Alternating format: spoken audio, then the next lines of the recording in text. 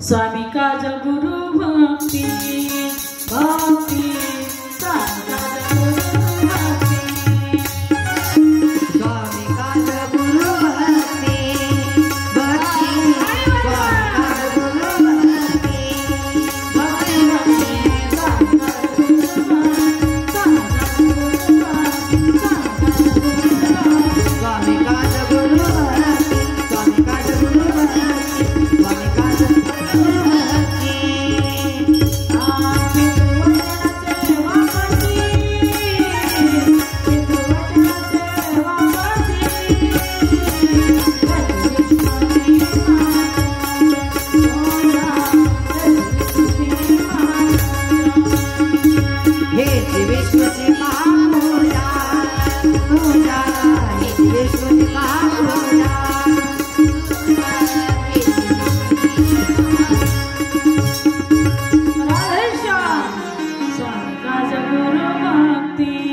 भक्ति स्वामी काज गुरु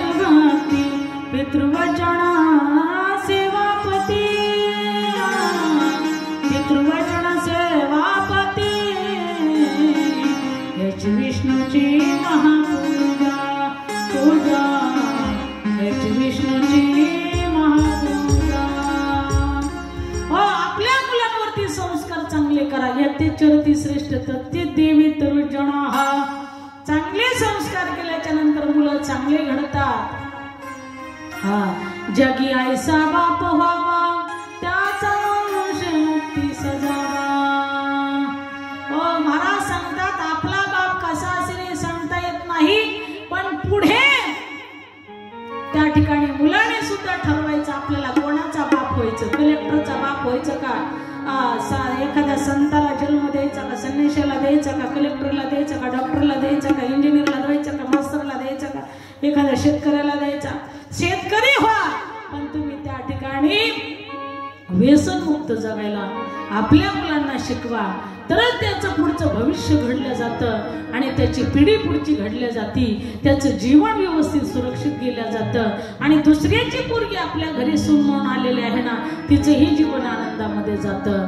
पण व्यसनाधीन गेलेल्या 50% महिला आज असणाऱ्या खरोखर दुःखी आहेत। सगळं काही घरामध्ये असतं पण फक्त नवरा व्यसन करतो म्हणून दुःखी असतात। हो, म्हणून त्याच्यासाठी आपण चांगले संस्कार केले पाहिजे पुढच्या पिढीवरती, हे लक्षात ठेवा। औषध जिजाऊंचा आदर्श घ्या। हो, संत त्या ठिकाणी खरोखर या असणाऱ्या खरोखर या संतांच्या मातांचा माता मदलासेचा आदर्श घ्या। उठी पुत्र जाई बाळा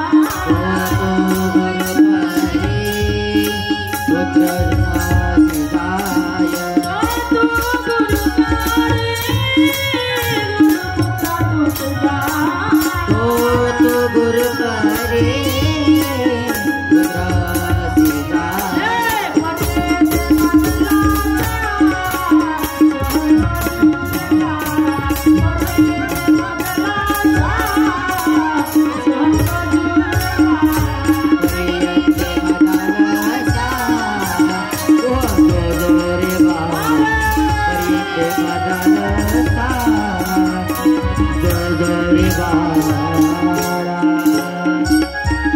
आदर्श मातांनी आपले लेकर असे घडवले. हा म्हणून त्यांचा आदर्श घ्या आणि आपल्या मुलांना ते शिक्षण द्या, ते वाट दाखवा. म्हणून या ठिकाणी या सगळ्या असणाऱ्या गोपिका रडू लागल्या. म्हणल्या कृष्णा तुला काही वाटत आहे का? 3 तास झाला आम्ही ऐकतोय. आला तर जा माघारी, आला तर जा माघारी. माता पित्याकडे जा, नवऱ्याकडे जा. मातरम पितरम पुत्रा भ्रातार पते शिवा. सांगितलं आम्हाला, ते कळतंय ना. आता आम्ही मायवी असणारा पती सोडून आलो आणि या ठिकाणी जो खरा पती आहे, निर्गुण निराकार, त्याच्याकडे आलो. म्हटले जो सत्य आहे त्याच्याकडे आलो. तरी कृष्णाचं ठरलेलं तुम्ही घरी जा, तुम्ही घरी जा. त्यावेळेस गोपिका त्या ठिकाणी असणाऱ्या खरोखर पायाने, पायाच्या उजव्या अंगठ्यानं माती उकरू लागल्या, खाली पाहू लागल्या, पृथ्वीला विचारू लागल्या. त्यावेळेस कृष्णाने प्रश्न विचारला, अरे गोपिकांनो, माती का उकरता? त्यांनी उत्तर दिलं, म्हटले आम्हाला ह्या खड्डा खालून इथं मरायचंय आणि तुला बघत बघत मरायचंय. शास्त्र सांगतं अंतसा मती या गती अंतकालेचे मामेव स्मरण मुक्त्वा कले मरणी जयाज वाटवे तो ते गती ते पावे म्हणून सदा स्मरावे मातीचे द्वार. सातत्यानं असं तुला बघत बघत जर मेलो तर शास्त्र सांगतं जिथं वासना जाईल तिथं असताना परत जन्म प्राप्त होतो. या जन्मात तू नाही मिळाला ना देवा मला हरकत नाही, पण पुढच्या जन्मात तर मिळशील ना, का तर आमची वासना तुझ्यामध्ये राहिली. जन्म घेणे लागे वासनेच्या संगे त्याची झाली अंगे हरिरूप. एखादं वाक्य पटलं तर टाळी वाजवत जा. का घरी गेलं चित्त तुमचं जवळ नाही, चित्त काय मांडलेले प्रेत. चित्त जवळ पाहिजे बरं. म्हणून या ठिकाणी असताना खरोखर गोपिकांनी असं उत्तर दिल्याच्या नंतर कृष्णाने त्यांची पाठ थोपटली. वा क्या बात आहे गोपिकांनो, मला वाटलं तुम्ही गवार आहात, अज्ञानी आहात, तुम्ही अडाणी आहात असं मला वाटत होतं, पण तुम्ही चांगले आध्यात्मिक अभ्यास केलेला आहे, हुशार आहे. म्हणून त्या ठिकाणी कृष्ण कन्हैया त्यांच्यावरती प्रसन्न झाले आणि त्या ठिकाणी महाराज त्या ठिकाणी रासलीला भगवान परमात्म्याने रचण्याचं ठरवलं आणि त्या गोपिकांना सांगितलं. गोपिकांनी उत्तर दिलं, कन्हैया आता आम्हाला दूर लोटू नको, तू सत्य जगतामध्ये एक उदाहरण सांगतो तुझ्या लक्षात येण्यासाठी. एक म्हटले लक्ष आहे ना सर्वांचं, राधेश्याम का झोप आल्या? झोप आल्या असेल तर ते बी सांगायचं काय हरकत नाही. एक असं देश सेवेसाठी त्या ठिकाणी बॉन्ड्रीवरती गेलेला असणारा खरोखर तिचा पती लग्न झालं की दुसऱ्या दिवशी तो जाऊ लागला. जात असताना ती रडायला लागली, पती महाराज आता तुम्ही चालला, तुमच्याशिवाय मला कोण आहे, तुम्ही किती दिवसांनी येणार असा प्रश्न केल्याच्या नंतर पती म्हटला मी 1 महिन्याने येणार. ती म्हटली 1 महिना कसा असतो मला काही कळत नाही. असं म्हटल्याच्या नंतर मग त्या पतीने सांगितलं मी तुला समजून सांगतो. भिताडीवरती त्याने काय केल्या, 31 तारखेचा महिना होता, 31 रेषा ओढल्या. पतीनं सांगितलं पत्नीला तू दररोज उठली का या ठिकाणी माझा फोटो तुला देतो, त्या फोटोचं दर्शन घे जा आणि दररोज 1 रेषा पुसत जा. ती उठली की फोटोचं दर्शन घ्यायची आणि रेषा पुसायची, उठली की फोटोचं दर्शन घ्यायची, रेषा पुसायची. असं करता करता करता करता करता करता 30 रेषा संपल्या. 31वी रेष सुद्धा संपली आणि संपल्याच्या नंतर तो बरोबर 12 वाजता हिच्या दारात येऊन उभा राहिला आणि त्या ठिकाणी ही आपली फोटोला पुढे घेऊन बघतच होती, त्याचं ध्यान करत होती. तेवढ्यामध्ये त्या ठिकाणी त्याने कडी वाजवली, दरवाजा ठोकला आणि तेवढ्यामध्ये मग आता गोपिका म्हटल्या कृष्ण आम्हाला सांग, तिने त्या फोटोचीच पूजा करायला पाहिजे का कडी उघडून त्या खऱ्या पतीची पूजा करायला पाहिजे? काय करायला पाहिजे?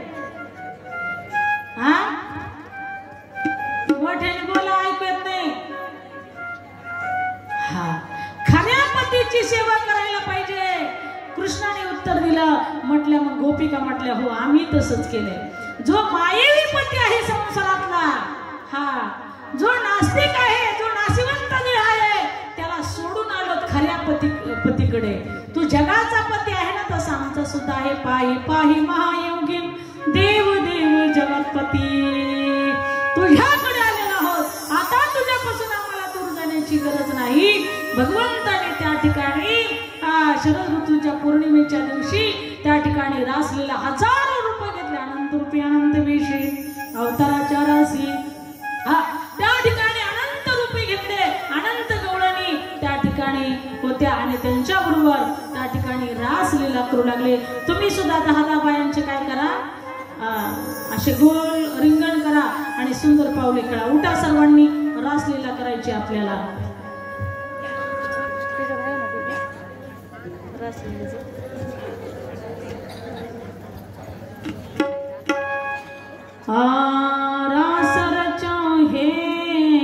रासर चोहे जमुना किनारे हरी रासर चोहे रासर चोहे रासर चोहे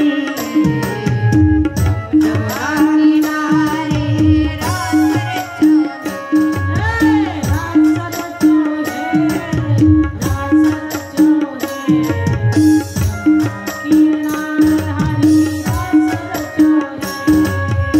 रासर चोहे रासर चोहे जमुना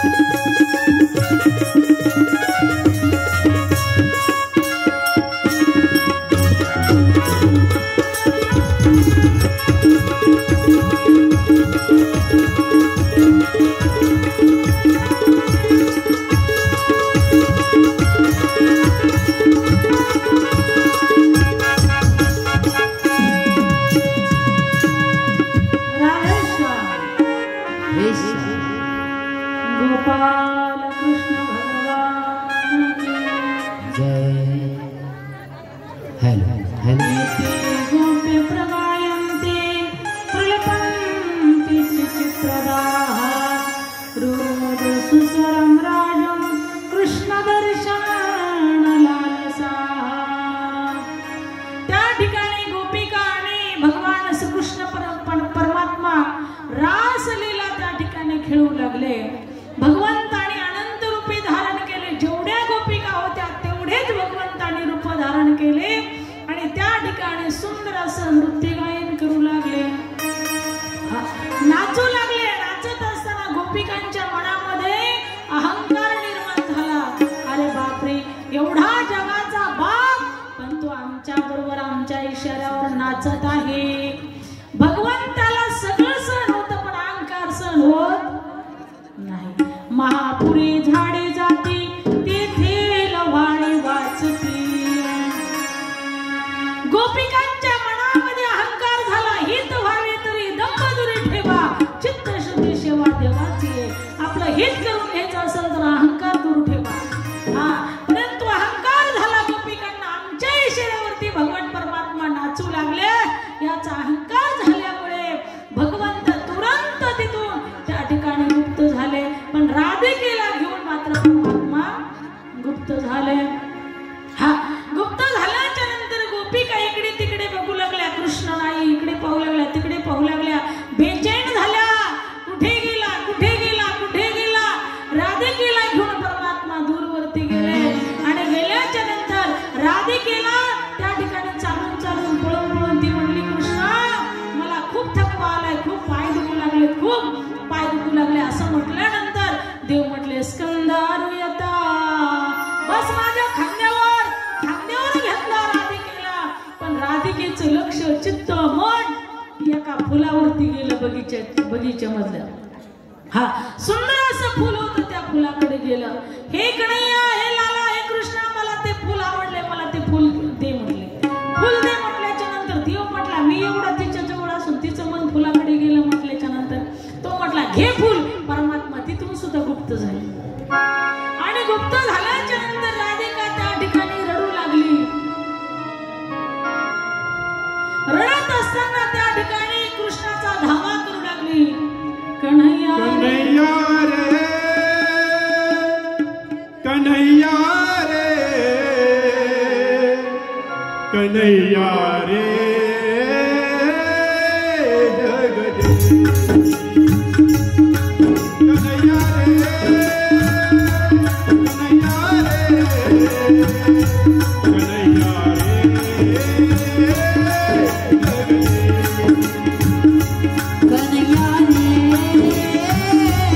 कन्हैया रे कन्हैया